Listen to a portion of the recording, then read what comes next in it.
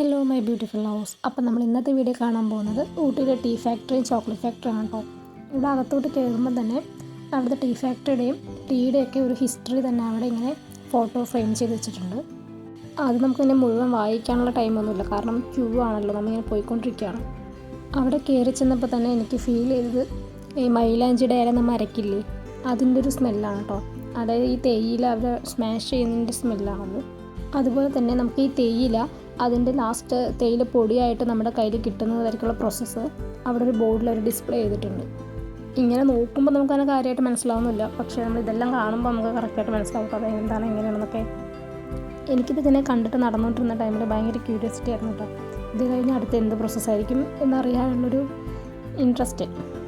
ഇവിടെ നിന്ന് ഈ തേയില ഫൈനായിട്ട് പൊടിക്കില്ല കേട്ടോ, അത് ഈ ഒരു ഹോള് വഴി താഴോട്ട് പോകുന്നതാണ്. ജസ്റ്റ് ഇവിടെ ഇങ്ങനെ സ്മാഷ് ചെയ്യുക മാത്രമേ ചെയ്യുള്ളൂ. അത് കഴിഞ്ഞ് ഈ ഒരു പ്രോസസ്സിങ് ഉണ്ടല്ലോ, ഇവിടെയാണ് ഇത് പൊടിക്കുന്നത്. പൊടിച്ച തേയില ഈ ഒരു ബെൽറ്റിലൂടെയാണ് കേട്ടോ പോകുന്നത്. അത് കഴിഞ്ഞ് ഇതൊരു കണ്ടെയ്നറിൻ്റെ ഉള്ളിൽ പോകും. അവിടെ നിന്നിട്ടാണ് അത് ഡ്രൈ ആക്കുന്നത്. ഇവിടെ നിന്നൊക്കെ ഇതൊരു ഗ്രീൻ കളറാണ്, പക്ഷേ ആ കണ്ടെയ്നറിൻ്റെ ഉള്ളിൽ പോയി കഴിഞ്ഞ് അത് ഡ്രൈ ആയതിനു ശേഷം ഒരു ഡാർക്ക് ഗ്രീൻ കളറായിരിക്കും. അതിന് ശേഷമാണ് അത് ബ്ലാക്ക് കളറാവുന്നത്. അവിടെ ഫുള്ള് എനിക്ക് ഈ മെഹന്തിൻ്റെ സ്മെല്ല് തന്നെയായിരുന്നു കേട്ടോ വന്നുകൊണ്ടിരുന്നുണ്ടായിരുന്നത്. ഇവിടെ നിന്നാണ് കേട്ടോ തേയിലപ്പൊടി പാക്ക് ചെയ്യുന്നതും അതിനിങ്ങനെ അരിച്ചെടുക്കുന്നതൊക്കെ.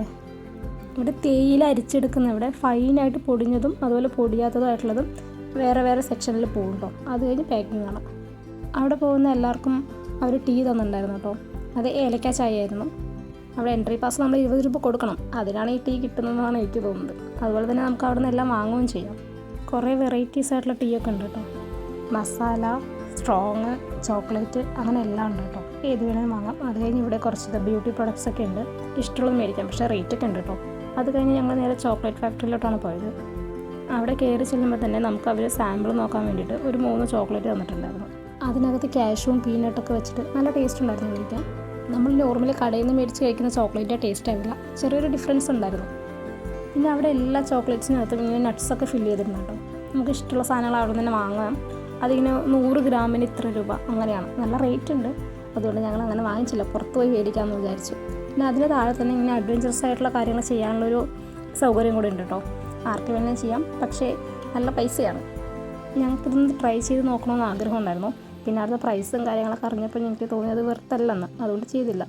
പിന്നെ എവിടെ പോയാലും നമ്മൾ കുറച്ച് ഫോട്ടോസ് എടുക്കുക എന്നുള്ളത് മെയിൻ പരിപാടിയാണല്ലോ. അപ്പോൾ ഫോട്ടോസ് എടുക്കാൻ വേണ്ടി ഞാൻ എവിടെ നിന്നോ ഒരു പൂവ് പറിച്ചിട്ട് ആ ചക്കരടയിൽ കൊടുത്താണ് കേട്ടോ.